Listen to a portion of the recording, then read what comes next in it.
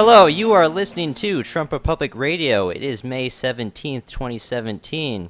I'm your host, Enzo Quesada, and I'm joined by my co-host, as always, Bobby Hester. Hello, everyone. And this week on the show, we have guest Priscilla Gabrielle Duran. Hi. So, we brought you on to kind of interview about a wide swath of things, but before we get into that, why don't you tell us a bit about yourself? Okay, so right now I am currently living in the Texas Rio Grande Valley, which is around 15 minutes away from the Mexico border. And at my university, I'm actually a student for Trump, a national student recognized for Trump. And I've been pushing Trump here in the deepest blue of Texas. So if you look at the map of Texas, we're all red, except when you go to the very, very tip and it's all blue, that's where I'm from. So a lot of stories there and how campaigning for him has been a little bit challenging, but we are not letting the fight take over us. We've been pushing strong here in the Rio Grande Valley. Now, you were telling us beforehand that you actually attended the inauguration of Donald Trump, right? Yeah, I was able to go. It was my first trip and first time on a plane, actually, so it was very exciting for me. I went up and I got to attend his opening ceremonies and his actual inauguration. I was gifted 4 tickets, and on the day that I went to go pick it up, they actually gave me a higher clearance, so I was like in the closest standing right behind the seated area, so that was really exciting. And I also got to go to one of his official balls, the Freedom Ball. Was that the one where he was dancing? Yeah, so I got to see him and the First Family dance, and it was awesome. That's amazing. Yeah, really good. So yeah, the main reason we wanted to bring you on is since you have a lot more knowledge on what it's like to be near the border. I've only been near the border once, and that's more than I've ever wanted to be. But just living in a border town, like, what is it like? And actually, it's not just a border town. The whole Rio Grande Valley, we're all border cities, border towns. So that's really interesting. So, like I said, I live in Palmview, and I live 15 minutes away from the border. And if you look in the map and you look up Los Sebanos on Google, it's Losebanos. You'll see that that is the last working hand-pulled ferry in the whole United States. And that one's still active, and that's where my family's from. So talking a lot about the border issues, there in Los Sebanos, where my family's from, they have had huge migration of illegal immigration there. And it's a constant battle for us living here. We have to change our way of living just to adapt to all the Border Patrol security that is going on here. So I know yesterday, or 2 days ago on Facebook, I posted, because I was going to Zapata, and on my way over there, it's like a 2-hour drive. We passed around 5 blimps, and those blimps are used as for Border Patrol to test and to monitor car movement. So just a little bit more in detail on that. My dad actually got stopped because they had him censored on that, and this was many, many moons ago. So he was on his way to Rio Hondo, and he did a quick turnaround. He was going 90 degrees. He stopped. He did a turnaround. He picked up a turtle because he saw a turtle on the road. He turned back around and continued at a 90 miles per hour. And the cops actually caught up to him and pulled him over because on their frequency, they saw this vehicle moving at a high speed stop, and they said to either drop off something, pick up something, a little exchange there, then take off really fast. So those are in use, and they have been in use for a long time. But as you can tell, they're not doing any work. And we don't need an electric border, or what's the word? Like electronic radar stuff? Yeah, we need more feet on the ground. And that's another huge problem that we experience here. One of our local hospitals here in Mission, Texas, my mom used to work there, so I used to go there often. If you look at the parking lot of the ER, it is filled with Border Patrol. Those are Border Patrols that pick up illegals crossing.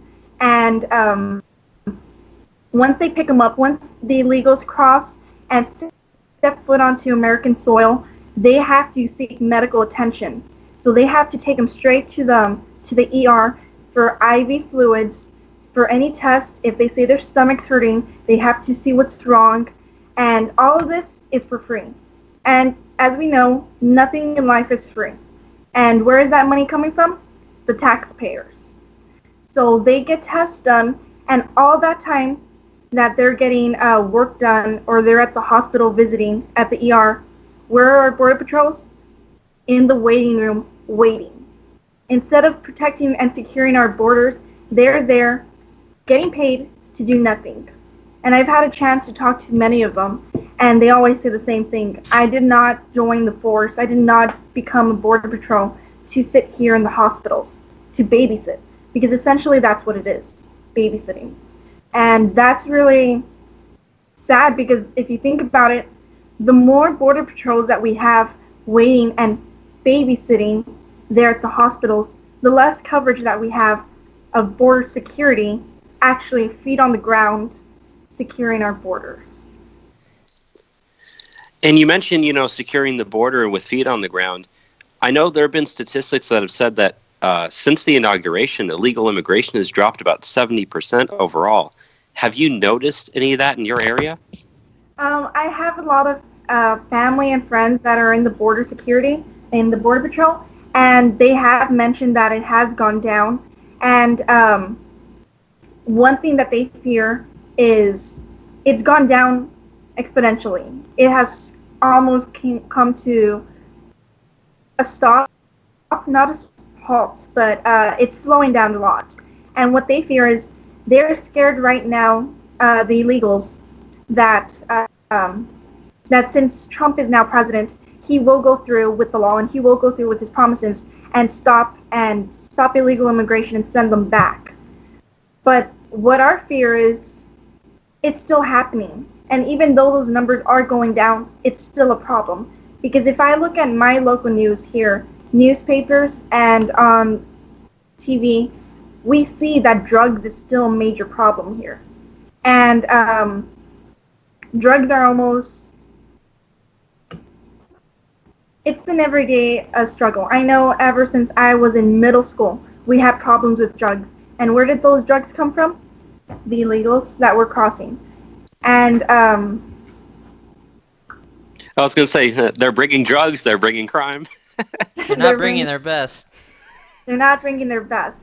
And living here in the border town, I do see that there are a lot of people that do come with good in their minds. And I do see that we should help some of these people. But at the end of the day, I have to decide if I'm going to let 10 people come in that I don't know. What makes me think that they don't have wrong intentions, they don't have ties here or in Mexico that are wrong? So when I come down to a choice, no matter if you are coming with the intentions to better yourself, I need to make sure that those people coming in are good. So, and that, as someone that's living in, a border town, is there a lot of crime because of illegal immigration? Yes, there is. I know when we were just going to Zapata the other day, there's this vehicle pulled over in the musk. Like, there's nothing around for miles. And in that vehicle, there was around 10 people standing out. And they're all handcuffed. And, I mean, what do you assume? Something's going on there. And it does happen regularly that a lot of the crimes, more than often, are by illegal immigrants. Yeah. As far as like the wall goes, you're definitely in support of the wall. That's obviously a thing. But do most people in the area want a wall?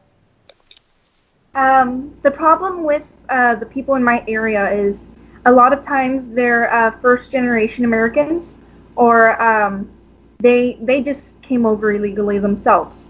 So one of the problems that we see here is that you put a lot of emotion into your decision making instead of the actual taking into consideration facts and statistics, and they see it as almost you want to keep my kind out of the United States. You want to keep my my grandparents, my sisters out.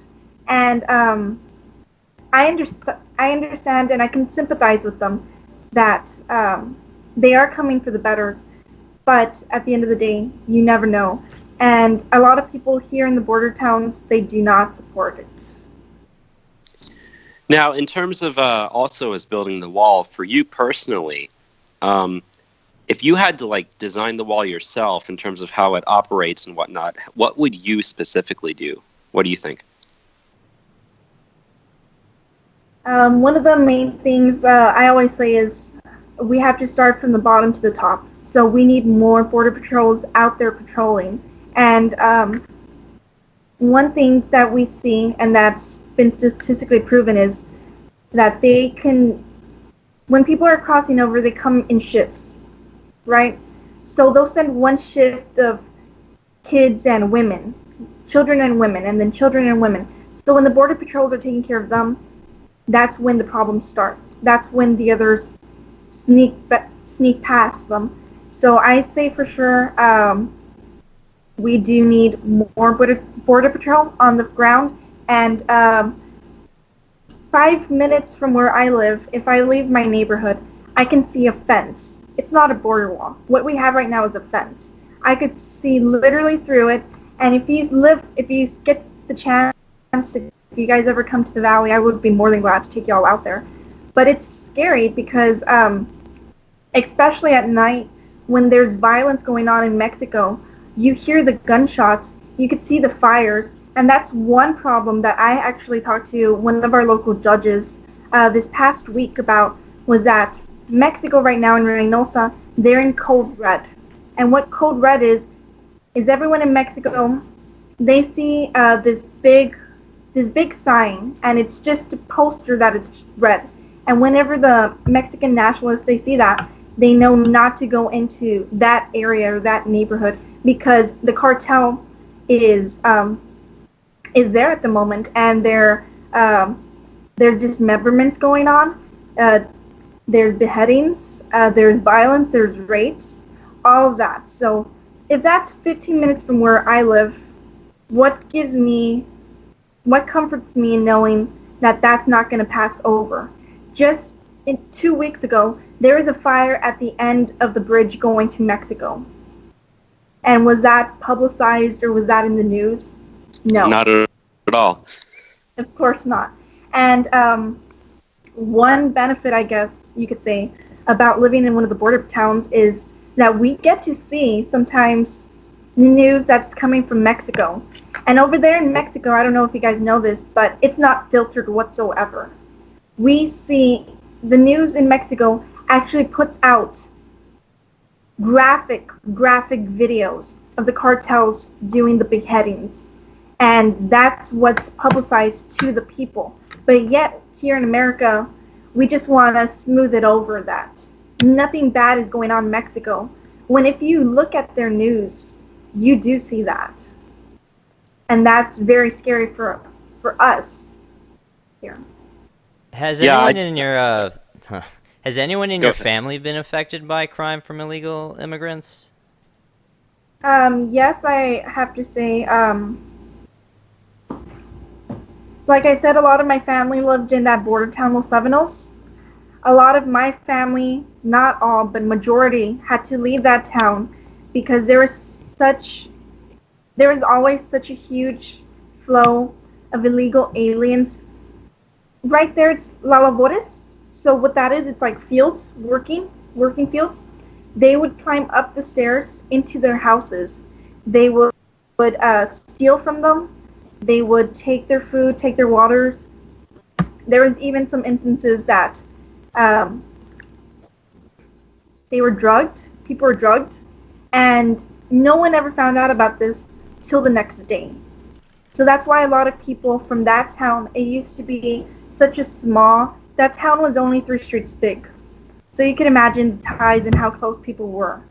And all that changed, and now if you go into that city, it looks like it's abandoned. And it looks terrible because of everything, that huge flow of illegal aliens just going, and they're just completely destroying it. Now, I know that a lot of the reasons why this stuff happens, especially with the drug cartels who have so much power, is because of the drug war here in the United States. And a lot of people, especially on the more like libertarian side, would try to argue that one of the ways to solve that is to, start decriminalizing or legalizing drugs, which would then take power away from the cartels by, instead of having a black market for it, where they're able to control it and have violence, you'd have it more on the open market. Do you think that if the United States was to legalize or decriminalize drugs like marijuana, for instance, do you think that would have an impact on the cartel's power and thus illegal immigration and crime in the area? That's very interesting. I say we shouldn't close the doors to that idea. The way I see it is if we legalize marijuana, it's going to help us in more than one ways. It's going to help our economy. We could put a tax on it. I do feel like it will have a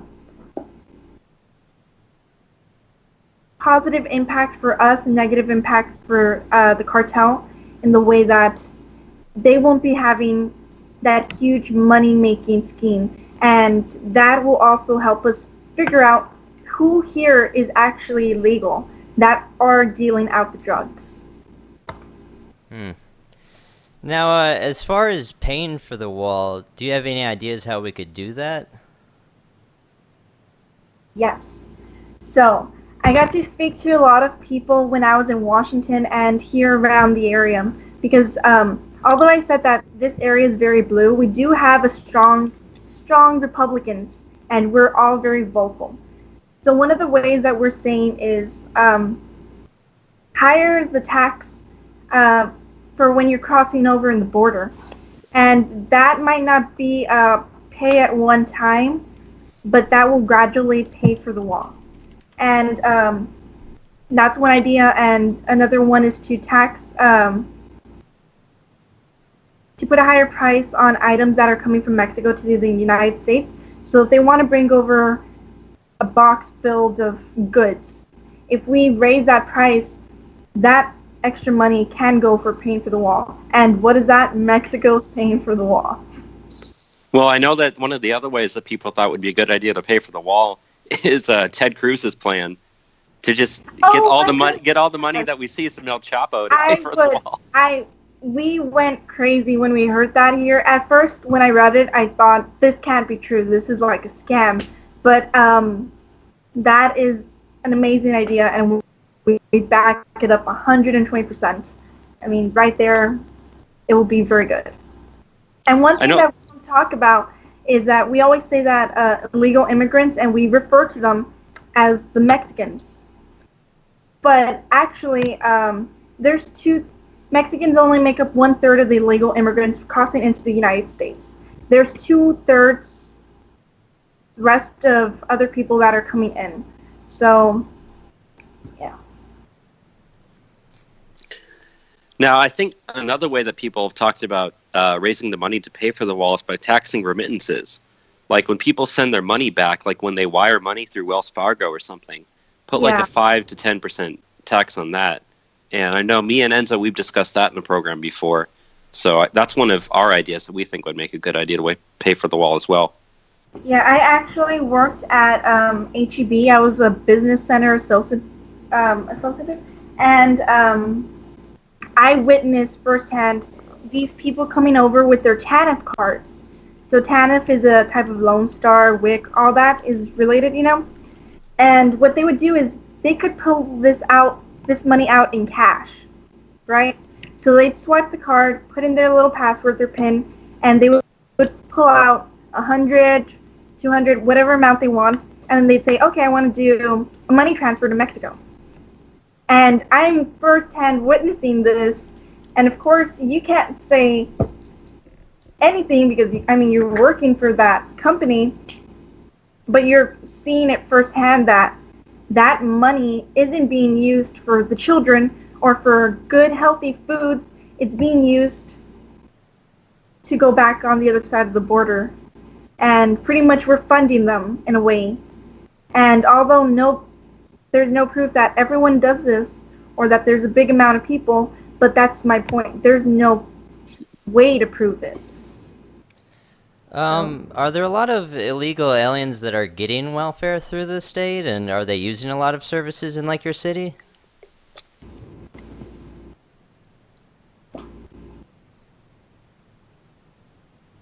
So we can't necessarily say that everyone that's illegal is getting it, but we can say that they are getting health benefits and they are getting help from the government. Well, our vets aren't. So like I was saying earlier, when they cross over and they get taken to the hospital, the same thing is like we talked about, like we could talk about the anchor babies when they come over, and once they have a baby here, they're automatically given money to for Pampers, for baby wipes, formulas, etc. And that goes with them till a certain age. I know that one of the big debates that goes on is about birthright citizenship. How, anchor babies and stuff, when they come over here and they're born, they're automatically becoming U.S. citizens. And I know a lot of people want to get rid of that. Do you think that's something we should get rid of? I think that's one of the biggest problems that if we do set a stop to it, we could avoid many things. Because although it's not the baby's fault, and they have no clue what's going on or why they got placed into that situation, it's an ongoing habit that is taking place. And the mothers know that. So I know I've talked to a lot of Border Patrol, and they say, like, the mom's already giving birth and she'll hold it till she touches U.S. soil to have a baby. And they know that once that baby is here on U.S. soil, they can't send back the mom. And there goes our endless cycle of us still helping other people from other countries. As you said, many children and women are coming across the border. Do y'all hear about any sort of stories where maybe they die in the desert and things of that nature?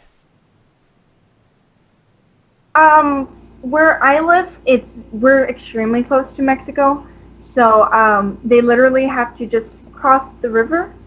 So there is deaths, but there might not be as many here as there are in other places of the United States. I would think that being by a big city, people wouldn't necessarily cross right there as much as more open areas. So I don't know if that would be a reason why or not, but I just kind of wanted to throw that out there. I used to live in El Paso, and, even though I was a little kid, we would occasionally hear about, like, border crossings and whatnot.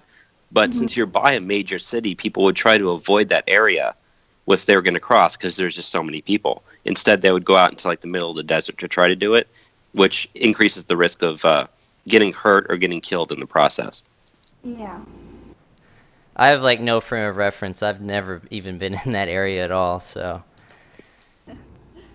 Bobby, do you have any other questions that we should get into? Yeah, I just wanted to say that I have a friend who lives here in San Antonio who's been one of my best friends since high school. And he always jokes that if you ever go south of San Antonio, you're pretty much in Mexico already. Yes. Is that joke have any accuracy to it? Yeah, it's very true. It's very true because the way of living here is extremely different. If you or I were to go to an HEB, the first language that will be spoken to us is not English. It's Spanish. And I understand that the United States does not have primary language, but the way of life here is very different. In the way that on a daily basis, if I ever go out, if I go to Dairy Queen, if I go just to stores, I have that little problem there because I don't speak the perfect Spanish, although I do live next to the border. And I get often criticized for that since I don't. And when I've been working with Texas Republican Party with the RPT, and I've done some block walkings, and when you go to these houses, all you hear is Spanish. And I'm often criticized as a fake Mexican because I don't speak the correct or proper Spanish. And here it's very rare that you actually see someone flying their flag. The further west you go, and I'm considered to live in the west side. It's very, very different. And I guess you can say it's almost like living in Mexico. Now, from your Facebook, you seem to be like you're a very, very active person in your community. In fact, I think you've spoken at different like town hall type events. Is that right? Yeah, so I've done a lot of town halls. I do a lot of Republican Party meetings. I just do a lot of community service, period, whenever I see that. If I have time and if I'm able to, I usually go to those events. The last event that we actually had a Trump rally here in the RGV, which was crazy because they hear about the Rio Grande Valley, they see how close it is to Mexico, and they say, oh my gosh, these people are actually against their own people. And throughout Trump's election cycle, I was given the honor to do a lot of interviews with people from around the world that actually come down to the Rio Grande Valley because it's so unlikely to see that there's a Trump supporter or a Republican here in the Democratic area. So that's been very cool in a sense. What are some other events you do in the state, like, for example, in Austin? In Austin? Yeah. Okay, like why I've gone to Austin? Or why I work in Austin? what type of other events have you traveled around the state to go to kind of, for different reasons? Okay, so I know I did, I went to a pro-life legislative session this past month, and I've also gone to a Trump walk rally in Austin. Whenever I go to Austin, I usually try to go to the state capitol because I have a lot of contacts there that are representing different organizations. And what I try to do is I try to educate myself more on different topics.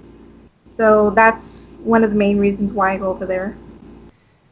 You were actually at the march that we were at. I didn't really say much to you. I know you're talking to Bobby a lot. I was too distracted with walking down the street. But how did you enjoy that? Because I know for me it was like, one of the best days ever. So it was crazy.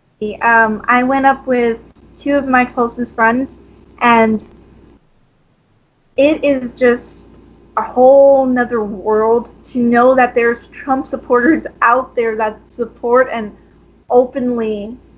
are open about it.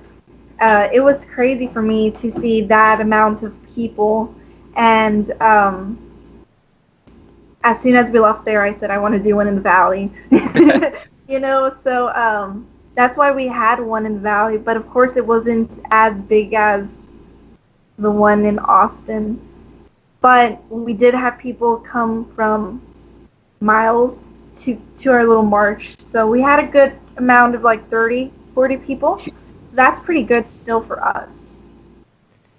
Well, if you ever set up another one down in the Rio Grande Valley, we'll be sure to come down there to be a part of it. Really? Well, if I will. If you're going to I'm willing volunteer to me to drive go, down I don't know. Enzo, you're volunteering. Yeah. You're going. Okay. And I do want to say that I know I've said a lot of negative things about the Rio Grande Valley, but there, in all these negatives, there's still positives about the valley. And although I don't wish that we'd be living in this circumstance of this huge mass of illegal migration into our country, we still live in a safe environment. So,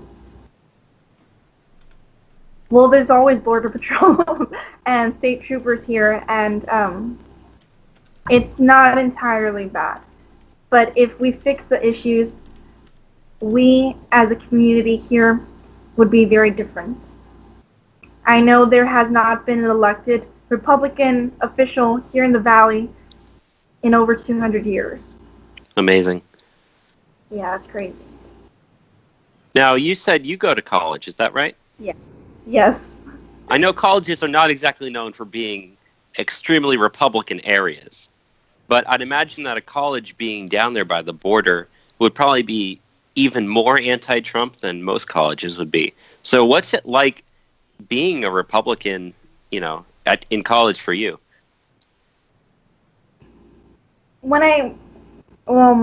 This is my second year at the university. My first year at the university, I was 18 taking senior political science classes.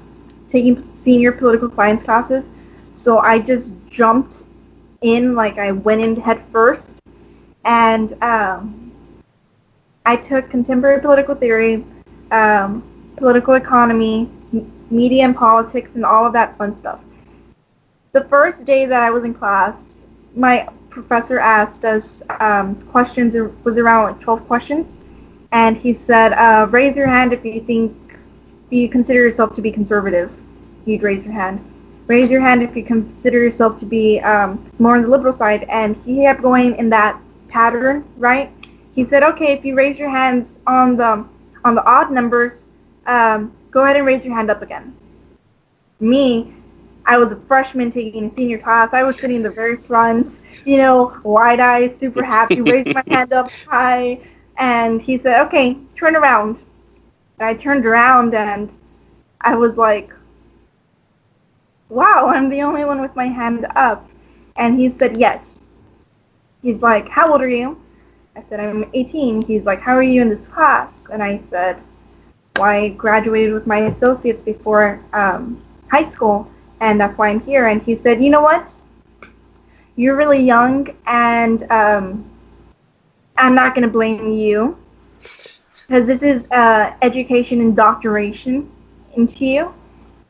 Come meet with me in my office, and we will make you a liberal by the end of the semester. That's kind of an insult. That's very hostile. Being in a theater building, obviously I'm the only person that even supports Trump, but no one said like, oh, we're going to convert you. Yeah, and in all of my political science classes, it was very, very, very hard. And I could say easily, before midterms in all my classes, I just stayed quiet and I wouldn't say anything. It was not until after midterms that I was like, I'm pretty fed up with this, and I am a conservative and Republican, and I'm not going to shut up about it, pretty much. And that's when I started getting my little voice, and when I got extremely involved in politics. What was it like, no, I don't mean to cut you off. What were you go saying? ahead. Oh, what was it like on campus the day after Trump won? Well, I was at the inauguration, so I heard there was I think he means on November 9th, the day after the election, not the inauguration. Okay. Yeah. Lots and lots of crying. Lots. That's the easiest way to say it. There's so many people upset. I remember walking around the university, people on megaphones just, he's not my president, and all of this stuff. And I had a break in between one of my classes, and there was this girl, she was laying down to this big chalked up piece of art, I guess. and it was Trump, very unattractive, and it said he's not my president, and she was lying down there on the floor crying and crying and crying, and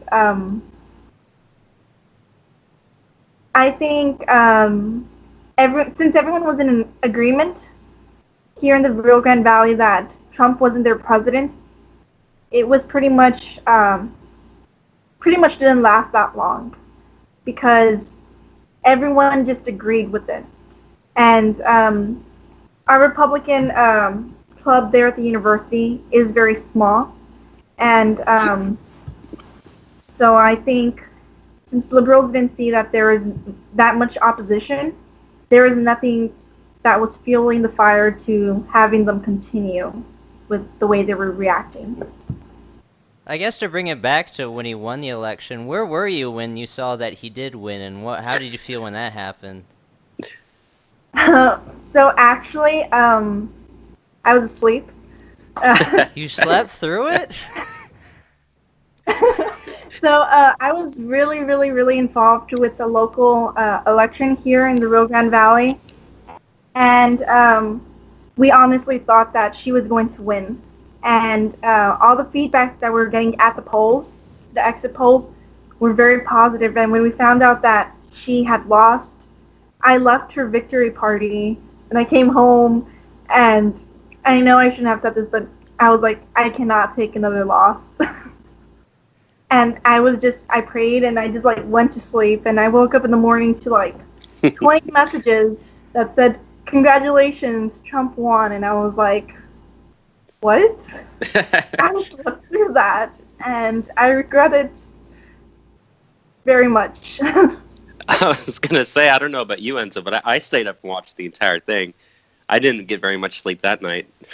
Well, I stayed up. I found out I was actually backstage during a play when he won. We were getting the results live, and I had to like look on my phone, which we were all over headsets like talking during the play, and everyone's just like, oh man, Trump's winning Florida, this is terrible, and I'm the only person back there. I'm just like, oh yeah, Trump's winning Florida.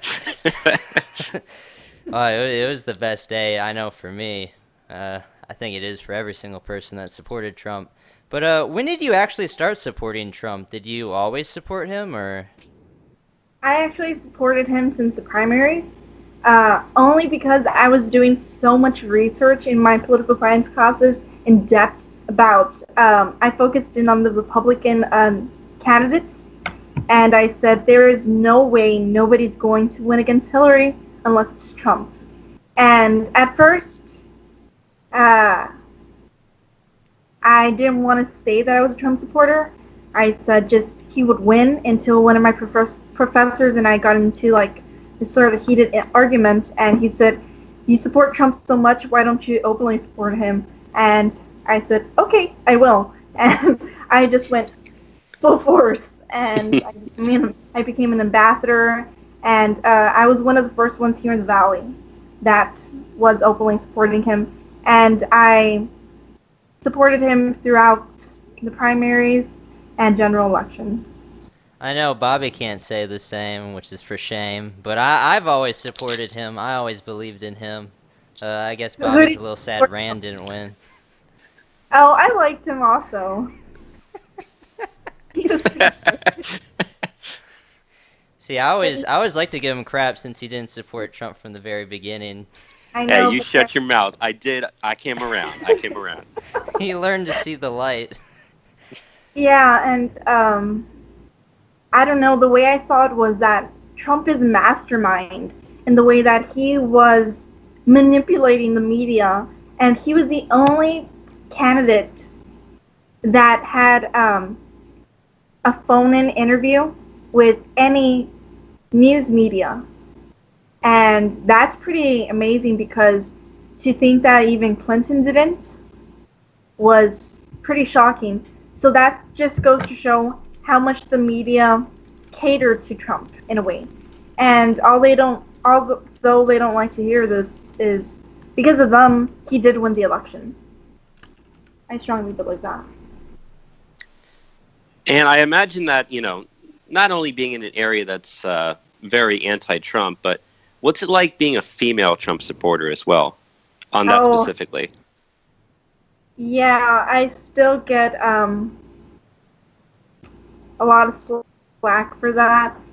But they always say, how can you be a woman and support this man? He wants to take away our rights. And what they're referring to is abortion. And they're saying that he wants to take away our birth control, and he wants to take away our right to have an abortion. Except I'm extremely, extremely, extremely pro-life. So I always engage with them why he is not anti-female or anti-woman. He is doing a lot to support us and all the millions of babies, all the millions of female babies that are being aborted every year. Now, do you think that any of the comments that he's kind of made in the past about women, has that affected your support of him at all? No, it has not. Just for the fact that I do consider myself a strong Catholic, a strong Christian, and I do believe that we all go through trials and tribulations, and we all make mistakes. No one in this life is perfect, and we will never be perfect, and Trump is not perfect. He is far from perfect, but then again, so am I. And just like I make mistakes, and I don't want to be held accountable for things that I might have said when I was upset or when I was on a high, I believe that we should give everyone a second chance. And I do believe that he is staying true to his word, and everything that he is saying, it's for the betterment of our country. Now, I know obviously, the media is just completely anti-Trump in every regard, but it seems like lately they've been kind of pushing this whole Trump versus Pope Francis thing. And as a Catholic, how do you feel about that specifically as well? Yeah, I mean, you don't really have to answer that question if you don't want to, but if you can at least comment on it. I don't see why the Pope is making so many comments about how Trump is wanting this wall.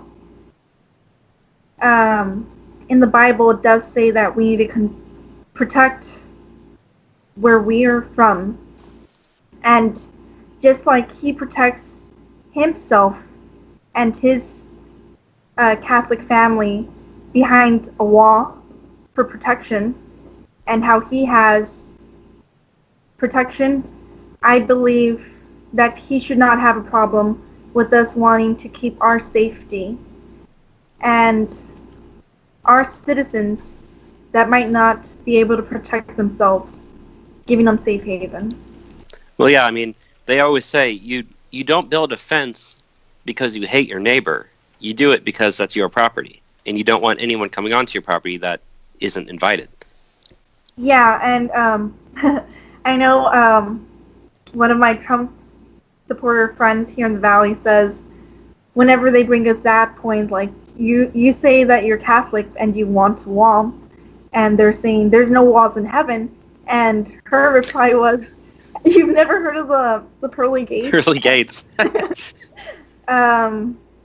But I do understand where the Pope is coming from, saying that we need to be open in letting and helping those people out in need.